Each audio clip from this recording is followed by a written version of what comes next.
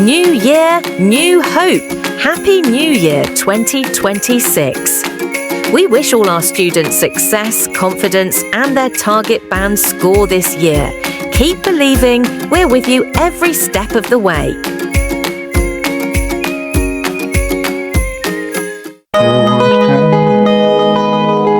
Now look at Part 1. Part 1. You will hear a telephone conversation between a customer and a shop assistant. First, you have some time to look at questions 1 to 3.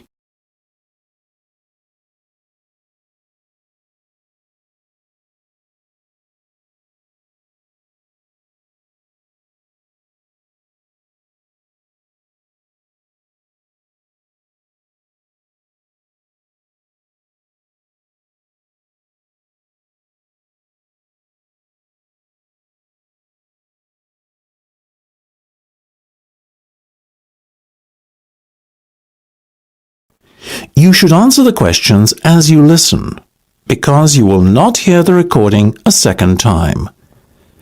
Listen carefully and answer questions 1 to 3. Good morning, Jenny's Suit Rental. Jenny speaking. How may I be of service? Hi there. My name is Max Jones. That's Jones. And I'm looking to rent a suit out for a special occasion. Certainly, Max. We charge a set fee for our services. You can either choose from our designer range and pay £50 to rent your suit out, or choose from our standard range at a cost of £25. So, what will it be? Oh, the first option, please, Jenny. £25, did you say? Unfortunately not. The designer range is twice that price. Oh, in that case, I'll take the second option. Standard, was that it? That's right. Now, before we go any further, may I ask how you intend to pay? Do you accept checks? Yes, but only in exceptional circumstances. We prefer cash or credit card. Well, as I haven't got one, does this count as those circumstances? Yes, that'll be fine. Make it payable to Jenny's Suit Rental. Will do. Before listening to the rest of the conversation, you have some time to look at questions 4 to 10.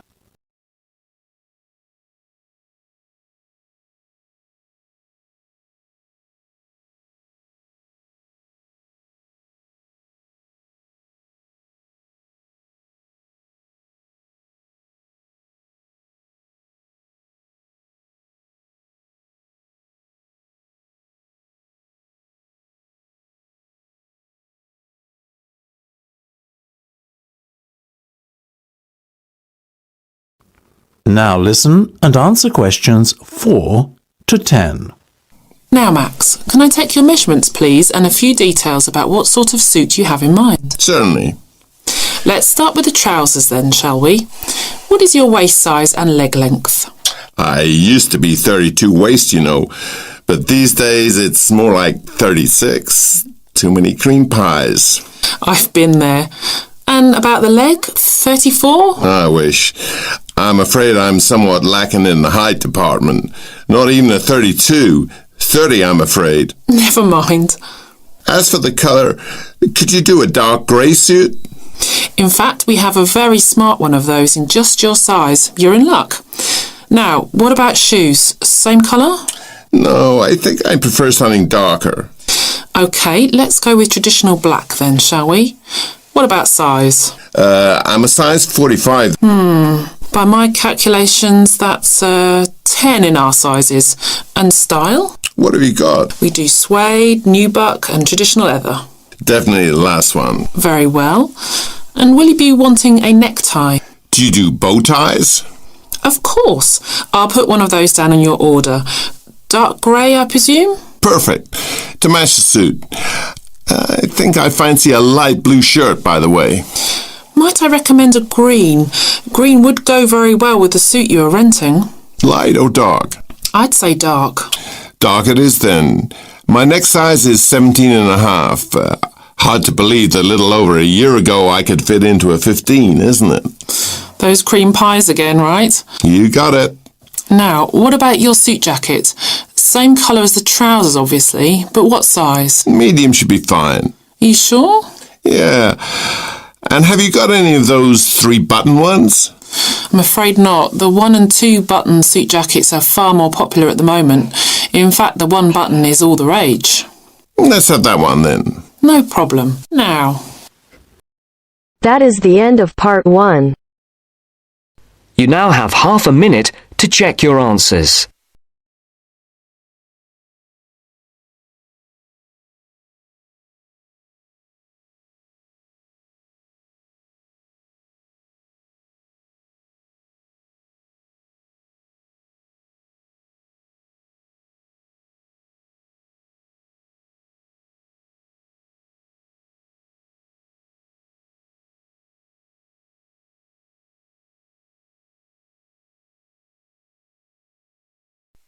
Now turns to part 2.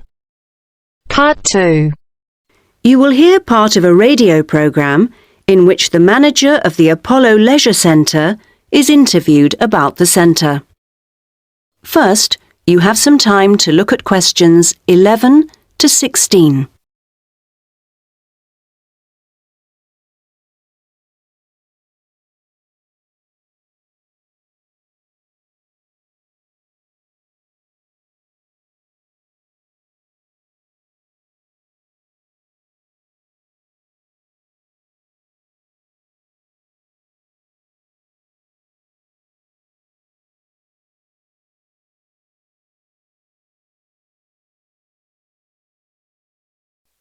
Now listen to the first part of the interview and answer questions 11 to 16. Next, I'd like to welcome Carol Brown, manager of the Apollo Leisure Centre. Carol, welcome. Thank you. Now, Carol, the Apollo seems a familiar sight, but how long has it actually been here? Well, we started negotiations to take over the previous active life centre that used to occupy the premises in 2000 and planned to open in 2001, although the usual delays meant it was 2002 before we were up and running. And do you have quite a mix of members, or are you focused on certain groups? It's pretty broad, actually. There are something like 200 adult members, so that's our biggest group, but we also have as many as 100 youth members, together with about 50 family group members. And I think we'll see that section growing to 100 over the next couple of years. Healthy numbers. Yes, and we'll be developing the centre to make it even more attractive. We're hoping eventually to build in a rock climbing wall, which would make a useful addition. We've already opened our swimming pool, which is hugely popular, and we'll have a massage room open within 12 months. Now, I understand you have different categories of membership? Yes, to suit every pocket. Blue membership includes all facilities for the member and a guest at all times, which is good for people with unpredictable timetables. If you can make it during daytime hours, red membership gives you excellent returns for your fee. As for only half price, you can use all the facilities during the day, and they're actually less crowded then. Green membership is designed for people who are only able to come infrequently, and so, of course, costs less. And there are chances to socialise? Oh, certainly. Our cafe is very popular and is a nice place to wind down and chat after working out or whatever. In fact, while it used to shut at 8, we've extended that to 9 now, with last orders taken at 8:30. It serves a whole range of food and drink. So if someone wants to join, what do they do? Come and see us. We'll give you all the details. The induction process takes about an hour and a quarter, which includes 3/4 of an hour on average with a personal trainer and something like half an hour being shown round the different facilities. So we'd be well looked after? Definitely. Now you have some time to look at questions 17 to 20.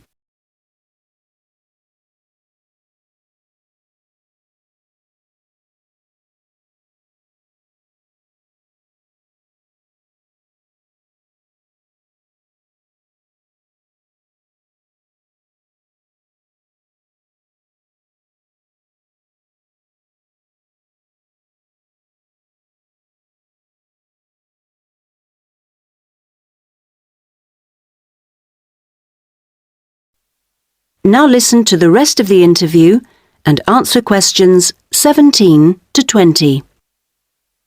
OK, now, Carol, can you give us some idea of what we could expect to get as members of Apollo? Sure. Well, let's take next Monday as an example. The early evening would begin with the programme of classes. Of course, members would also be at liberty to do their own thing.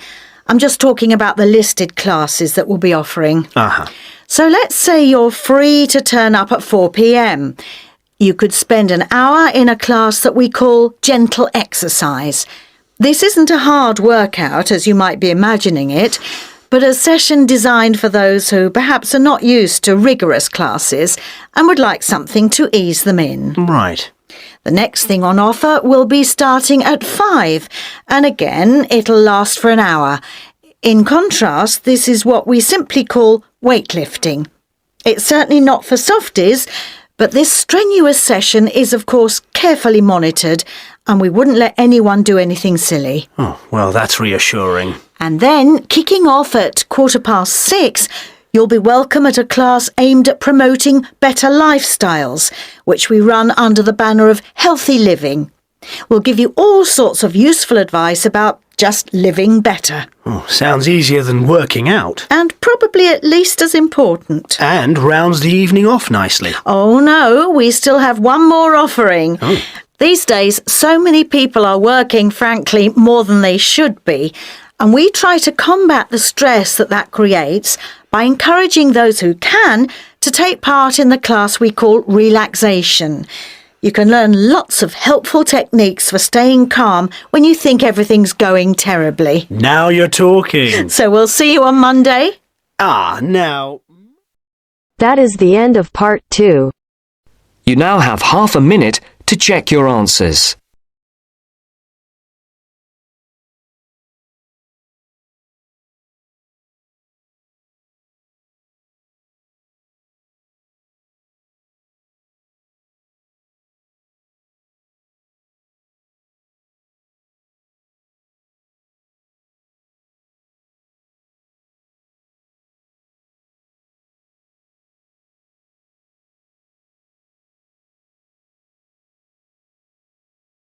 Now turns to part 3.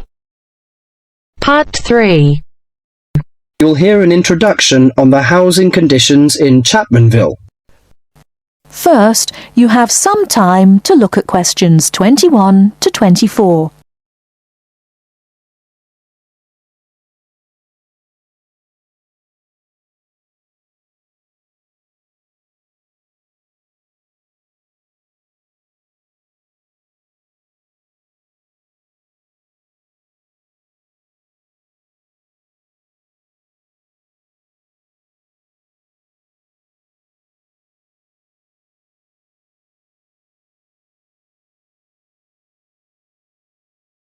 Now, listen carefully and answer questions 21 to 24. Hi, I'm Gavin Murray. I'm the rental manager for the Central Chapmanville Real Estate Agency. I'm a real estate agent, much like any other, in that I help people buy and sell houses. But about half of my time is spent working to assist people in renting houses and flats. I've been in this business for a dozen years now, and I know the city very well, in terms of which areas are the better places to live and how much it costs to rent in these areas. Now, I normally divide Chapmanville into 3 areas in terms of rental prices. Generally speaking, the area in the northern part of the city is the low end of the spectrum, the cheapest housing. So if you're looking to spend as little as possible on rent, I suggest you look there.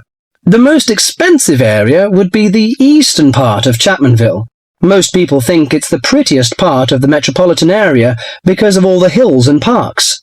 As so many people desire to live there, housing prices tend to be quite high. The middle market in terms of price for accommodation is found in the city's western and southern areas. Now, let me give some examples of how much it will cost you to rent in these areas. Let's imagine you're a single person looking for a 1-bedroom flat. In eastern Chapmanville, you would be paying no less than $650 a month for such a flat. You won't find anything for less than that. but a lot of people pay as much as $1,100 per month or more. The higher-priced flats are usually the ones in the hills, which run through the east. They've got the best views of the city. A similarly sized flat in the west of the city and the south, two for that matter, would cost you at most $650. But there are many flats going for less, and if you look around a bit, you can find one for as little as $350. That's quite a reasonable rental price for most people. If you find that too expensive, I suggest you head to Chapmanville's north, where the cheapest flats are to be found. One-bedroom flats there start from about $170 a month and up to about $400. Now, for those of you who want something bigger, you'll have to be prepared to pay about double those prices for a small 2- or 3-bedroom house.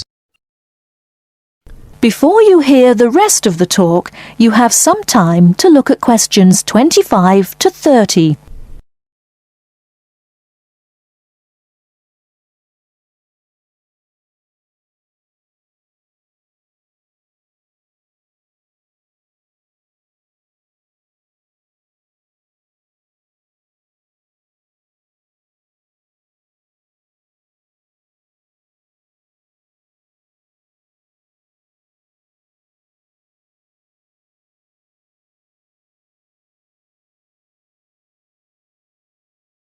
Now listen and answer questions 25 to 30.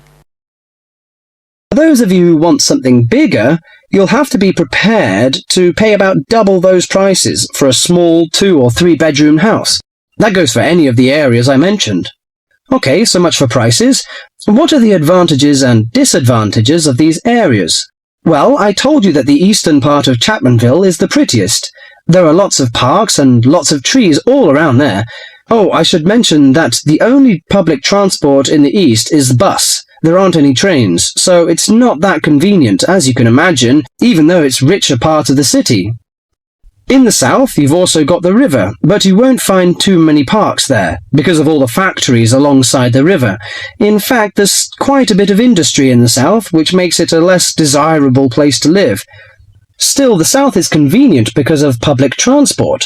The south has very good train services to the city centre, as well as buses, and that's why a lot of people choose to live there.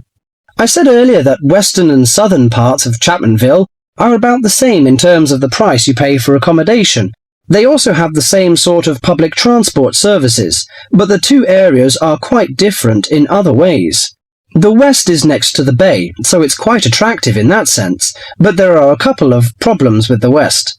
One is that the bay is polluted, so polluted in fact that you wouldn't want to swim there. I used to take my family there about 10 years ago, but now I wouldn't go near it. The other disadvantage of the west is that it is where the airport is, the Chapmanville International Airport. The noise can be quite annoying. Lastly, the north. In northern Chapmanville, as I said before, housing is cheap, quite cheap in fact, but you pay in other ways. For example, the area is very low and made up entirely of wetlands. It's beautiful in a way, but it attracts an incredible amount of insects for most of the year. The mosquitoes there are really bad. This makes things quite unpleasant, and so few people have any real wish to live there. But if money's a problem, that's the place to go. Just bring your insect repellent. Let me finish by again welcoming you all to Chapmanville and wishing you good luck in finding accommodation and settling down in whichever part of the city which suits you best. That is the end of part 3. You now have half a minute to check your answers.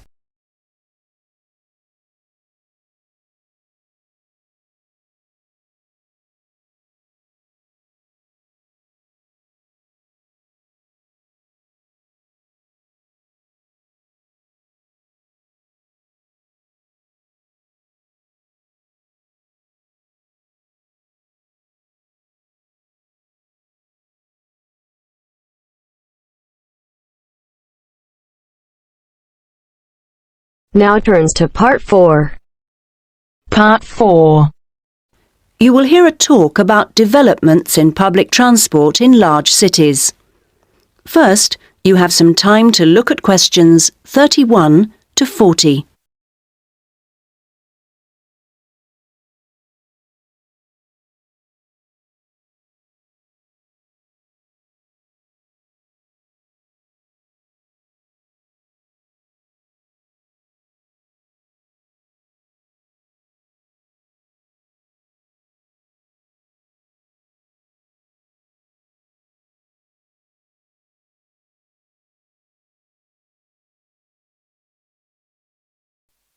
Now listen to the first part of the talk and answer questions 31 to 40. That big cities around the world are getting bigger is a clear trend.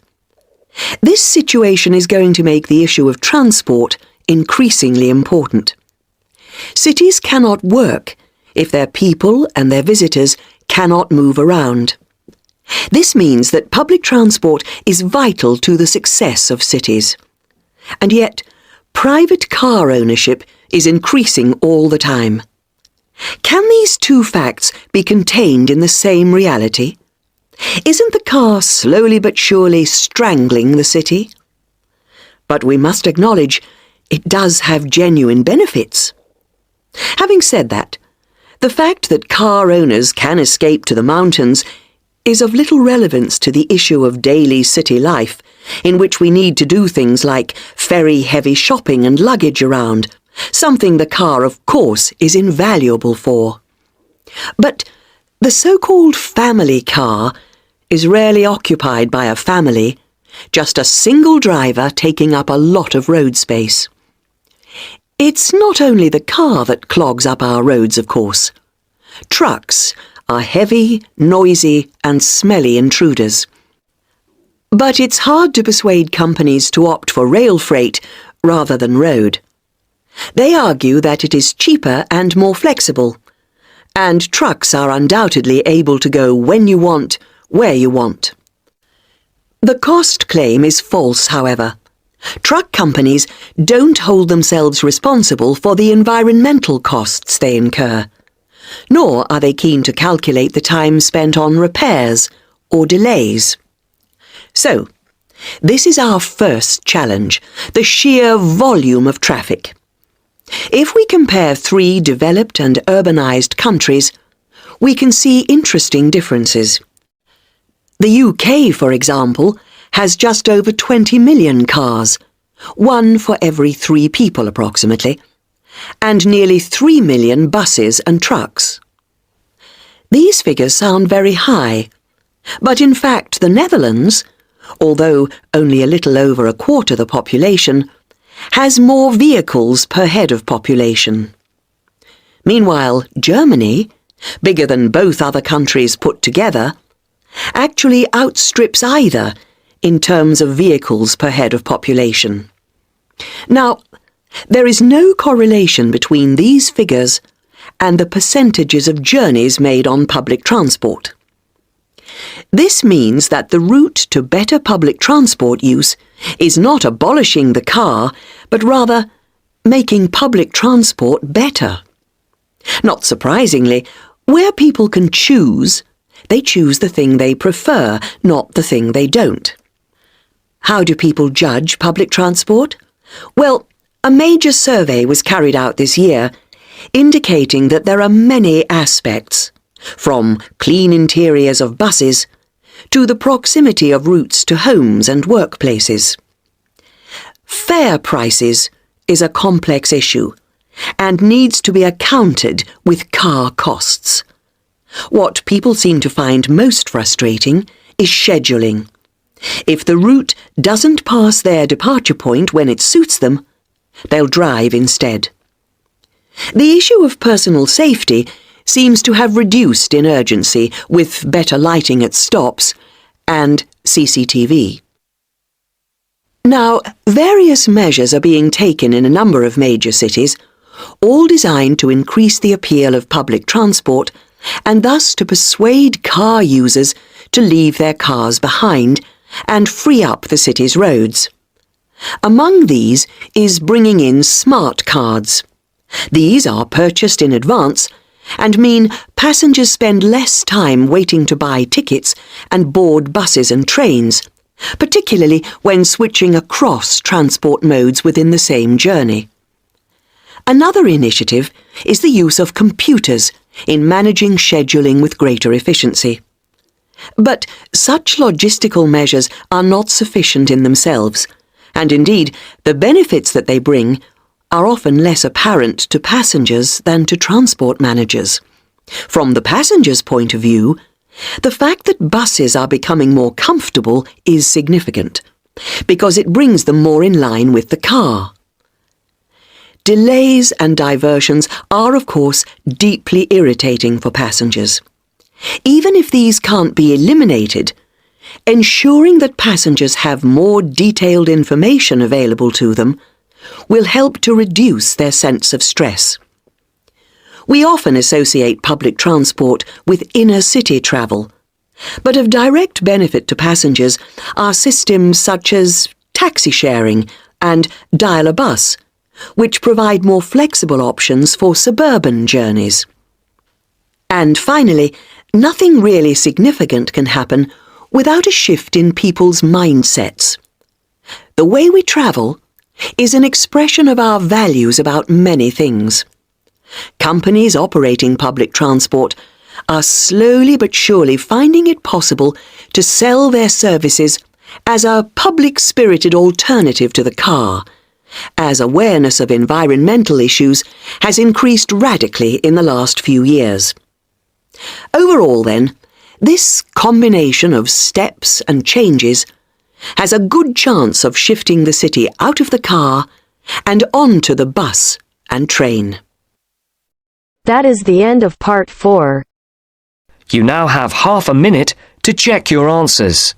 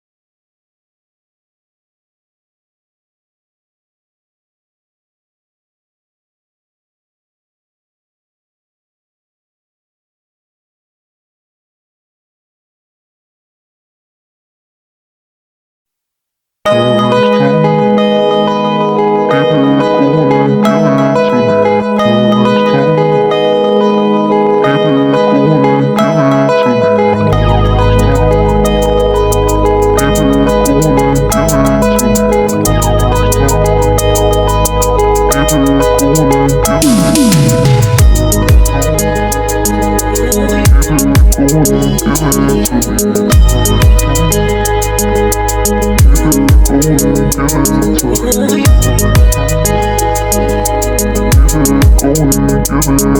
to me.